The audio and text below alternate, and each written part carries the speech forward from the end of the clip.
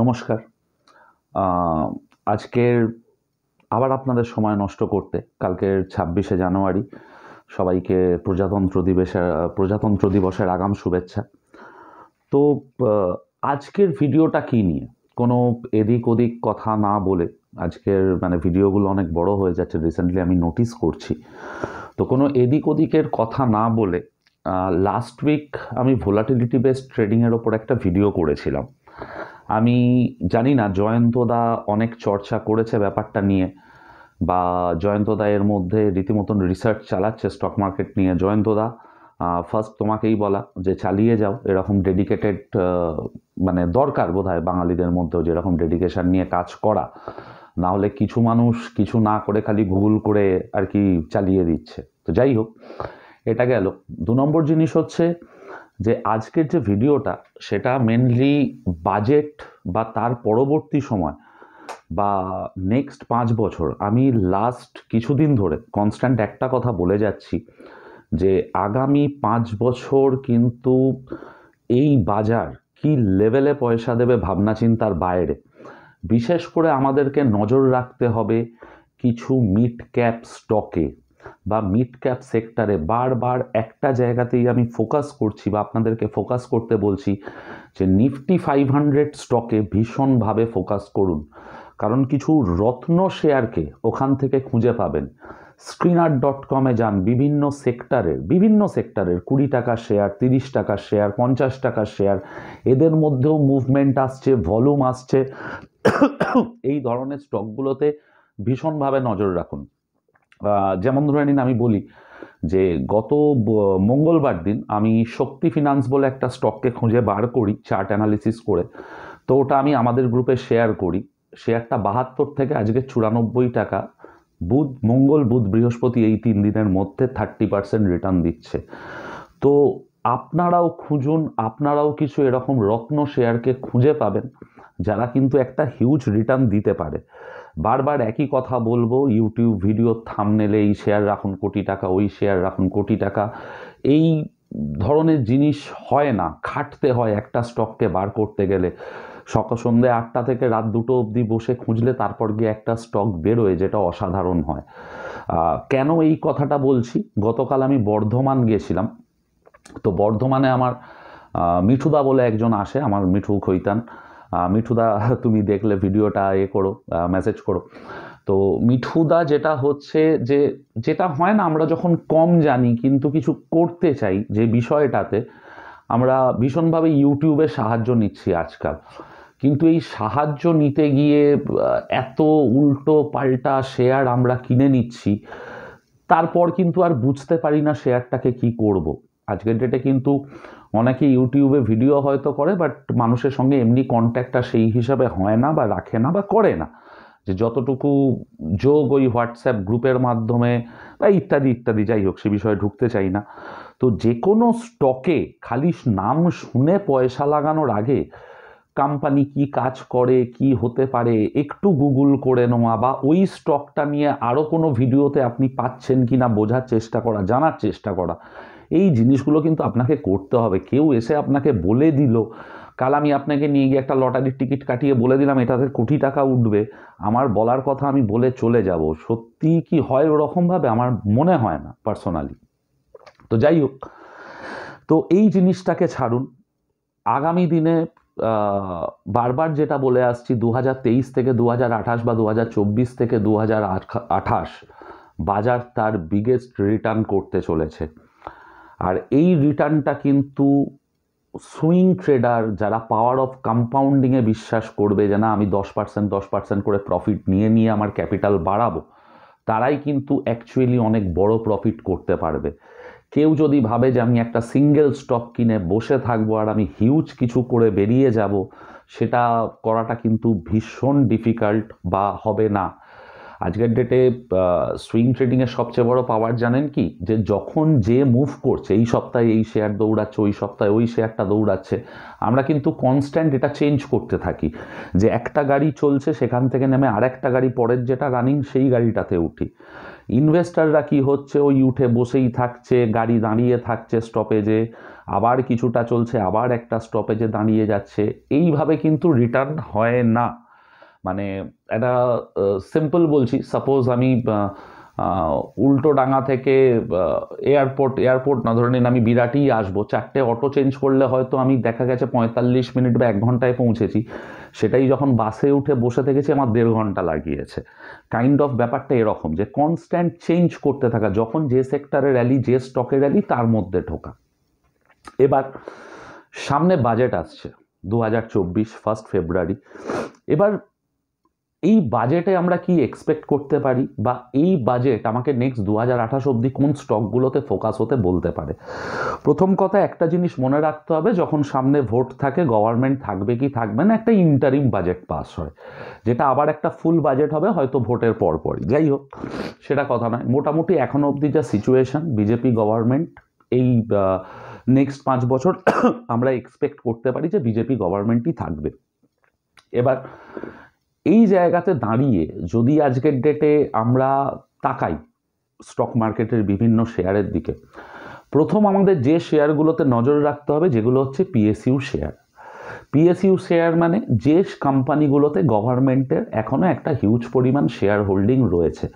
কারণ একটা জিনিস মাথায় রাখতে হবে, আমাদের ফিসক্যাল ডেফিসিট যে পরিমাণে রয়েছে, তো গভর্নমেন্টকে মানে ক্ষমতায় এলে না এই গ্যাপটা মেকআপ করার জন্য, ফিসক্যাল ডেফিসিট কি, আমার রোজগারের চাইতে আমার খরচ বেশি, আমি 10 টাকা রোজগার করছি, 20 টাকা খরচ করছি, তো 10 টাকার একখানা গ্যাপ তৈরি হচ্ছে। ওই গ্যাপটাকে মেকআপ করার জন্য আমাকে হয়তো বিভিন্ন পিএসইউ কোম্পানি, আমি গভর্নমেন্ট, আমার বিভিন্ন কোল ইন্ডিয়া বা ইত্যাদি PFC, rake, power grid, NTPC share রয়েছে, তো আমাকে সেই শেয়ারগুলোকে বেচতে হবে, বেচে বেচে ওই টাকাটাকে মেকআপ করতে হবে। এটা গেল হচ্ছে 1 নম্বর জিনিস। 2 নম্বর জিনিস, রিনিউয়েবল এনার্জি। আমি আবার আপনাদেরকে মনে করাচ্ছি, সামনে গরমকাল আসছে, এসি যারা বানায় বা কুলিং সিস্টেমে যারা আছে, বা আপনার ইলেকট্রিক, এই ধরনের কোম্পানিতে কিন্তু আপনাকে ইনভেস্ট করতে হবে। সেটা শুধু আজকের কথা ভেবে নয়, নেক্সট 5 বছর এইসব সেক্টরে টাকা রোলিং করে কিন্তু আপনাকে হিউজ টাকা দিতে পারে।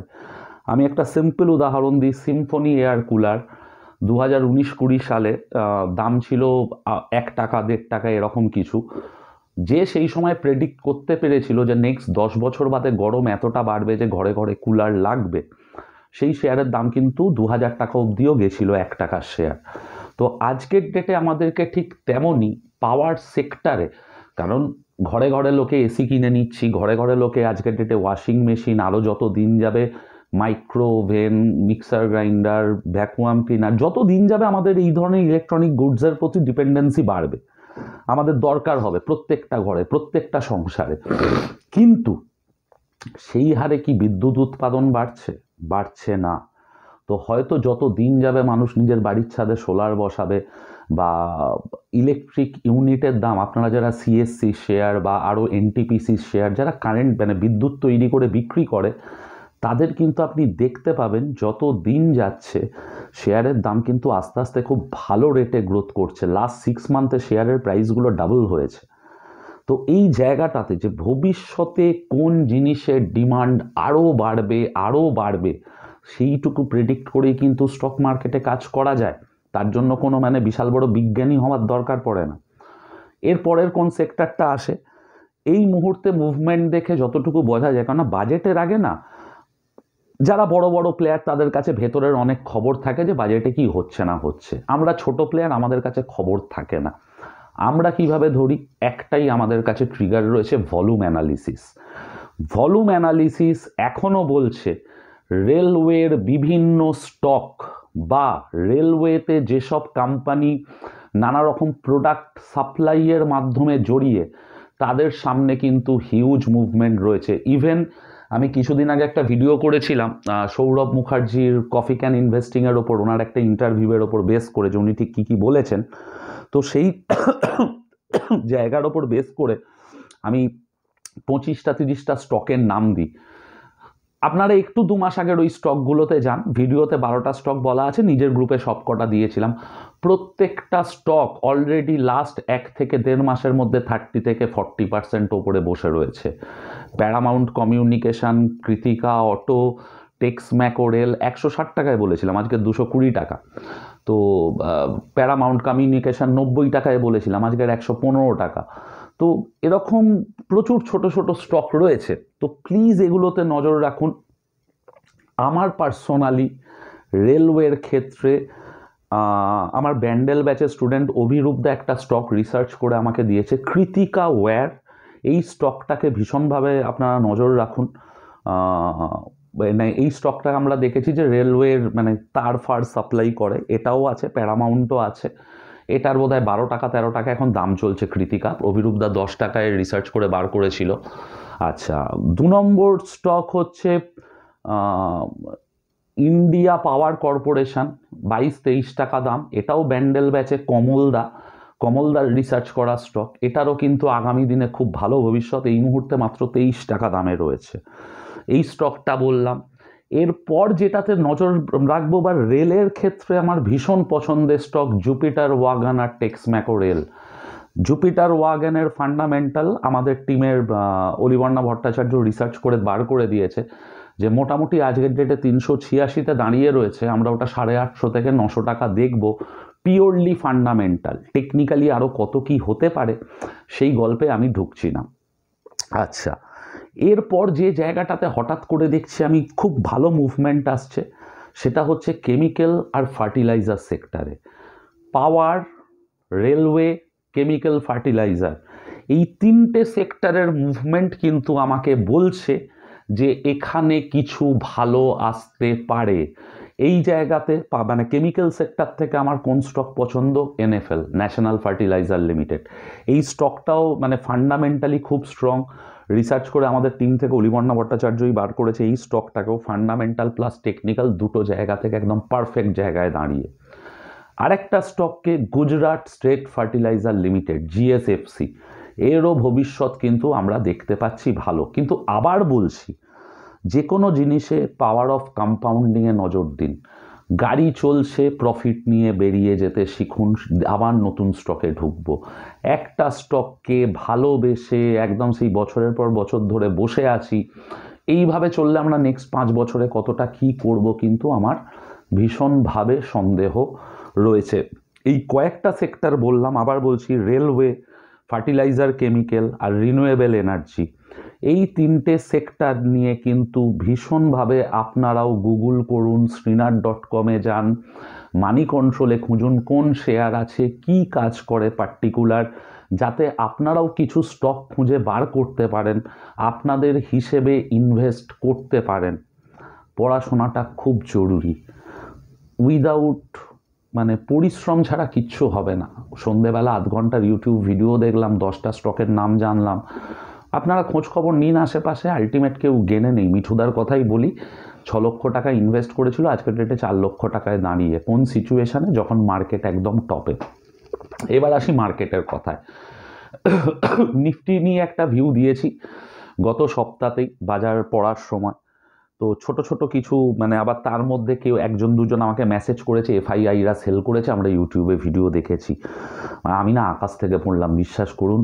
একটা 22,000-এর ইন্ডেক্সে 500 পয়েন্ট পড়লেই এফআইআই সেল করে দিয়েছে, বাজার ক্র্যাশ করে গেছে। এই নীতি আমি যতই বলি পার্সেন্টেজে ভাবুন, কারুর কিচ্ছু ওসব নিয়ে যায় আসে না।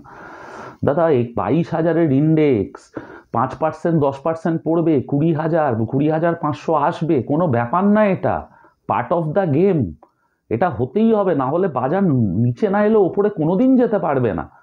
তো এগুলোর জন্য রেডি থাকুন। আজ ঘটছে, নেক্সট মান্থেও ঘটবে, তারপরের মাসেও ঘটবে।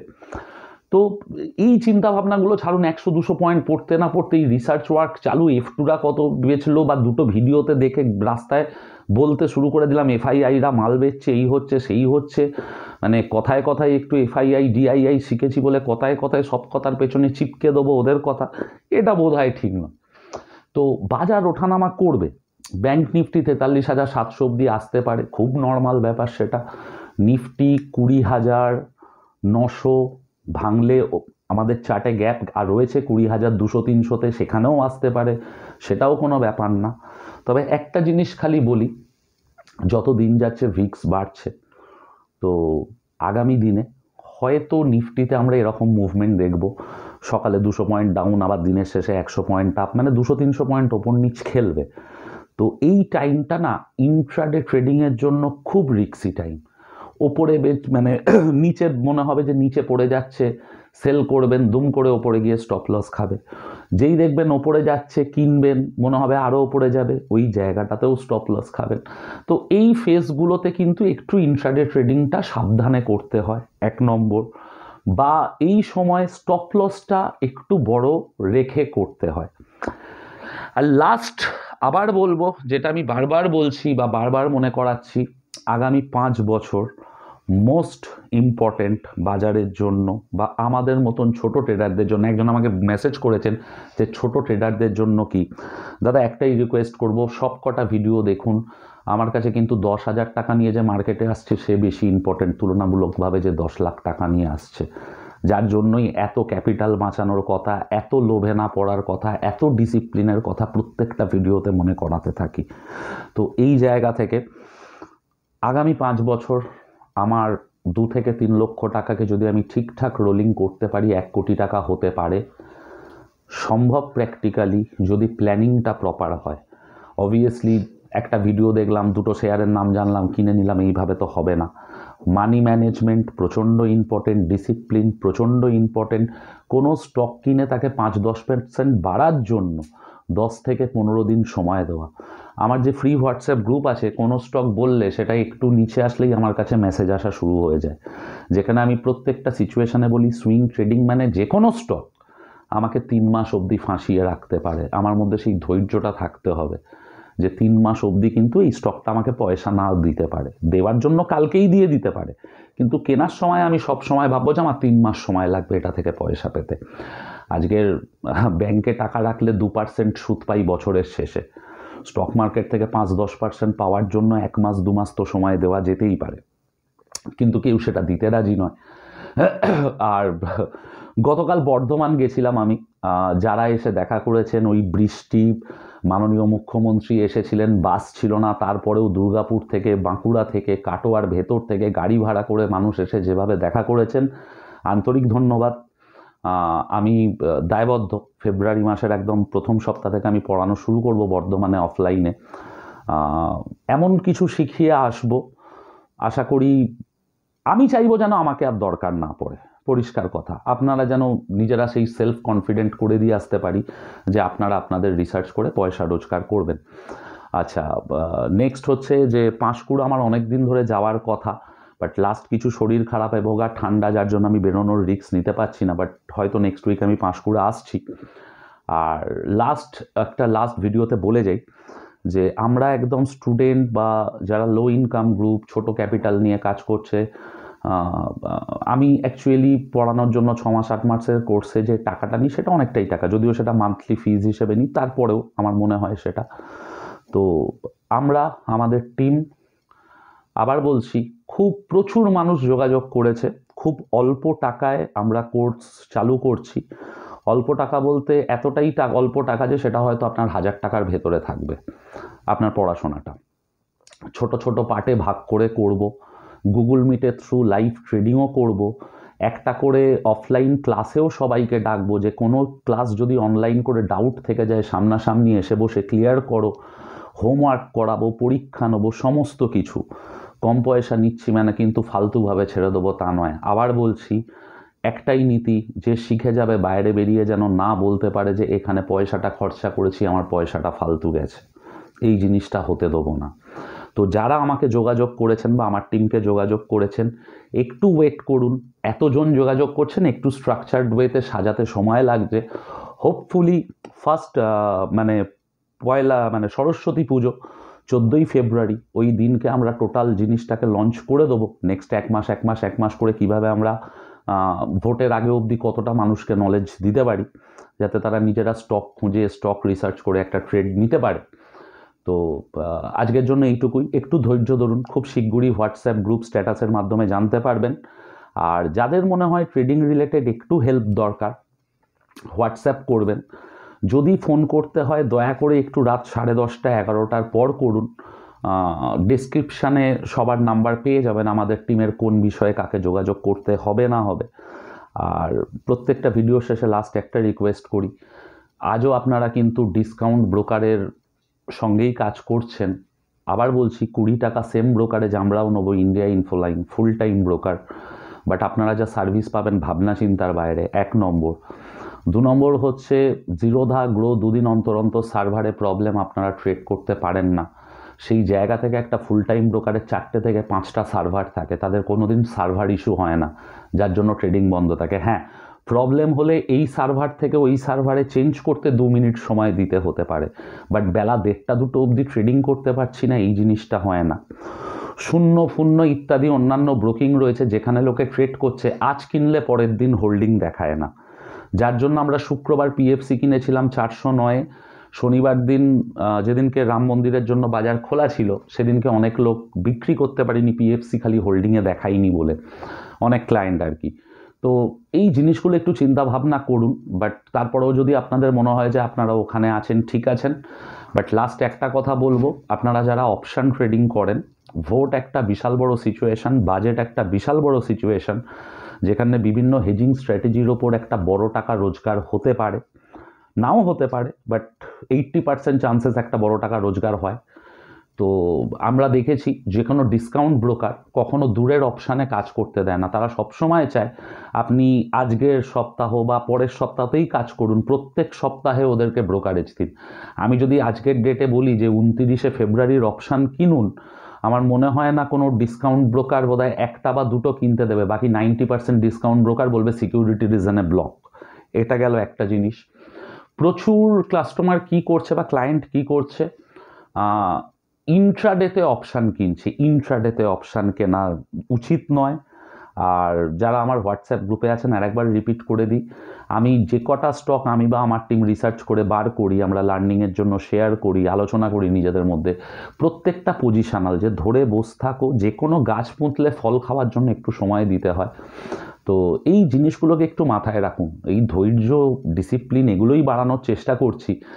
আর যদি বারবার দেখি যে আপনারা আমার সব ভিডিও দেখে আমাকে ভালো লাগার পর আমার সঙ্গে যুক্ত হচ্ছেন, কিন্তু যেই কাজ শুরু হলো পরের দিনই মেসেজ, দাদা কি করব, দাদা কি করব, তাহলে আর ধৈর্যটা কোথায়, বা আমার ভিডিও দেখে আপনি শিখলেন কি? তো যাই হোক, আজকের মতন এতটাই। ভালো থাকবেন। বাজেটের এই স্টকগুলোর দিকে নজর রাখুন, এই সেক্টরগুলোর দিকে নজর রাখুন, ইনভেস্ট করে রাখুন। হয়তো 29শে ফেব্রুয়ারির মধ্যে একটা বড় রিটার্ন আপনারা এই স্টকগুলো থেকে 20-30% করে পেয়ে যাবেন। আজকের মতন এতটুকুই, ধন্যবাদ।